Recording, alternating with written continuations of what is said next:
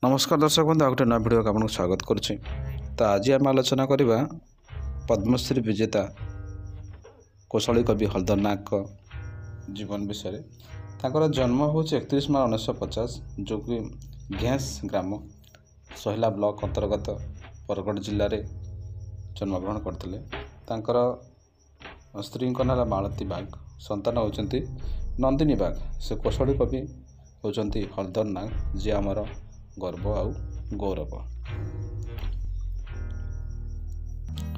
तो हलधर नाग जड़े भारतीय कौशली संबलपुरी भाषा लोक कवि, लेखक और रामकथा गायक। जड़े लोककवि भाव से प्रारंभिक जीवन में भजन, रसरकेली, डाल खाई, सजनी आदि पारंपरिक संबलपुरी गीतर रचना करथिले और से सबु स्थानीय दंडनाटरे परिवेषण करा जाउथिला।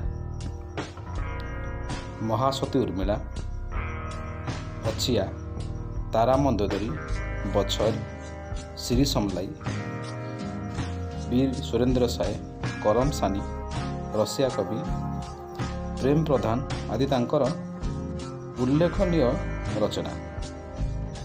तांकर साहित्य रचना निमंते से 2014 मसीहा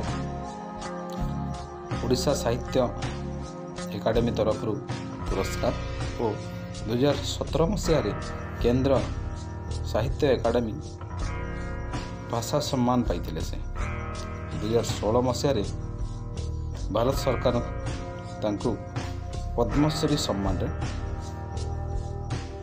प्रदान करते।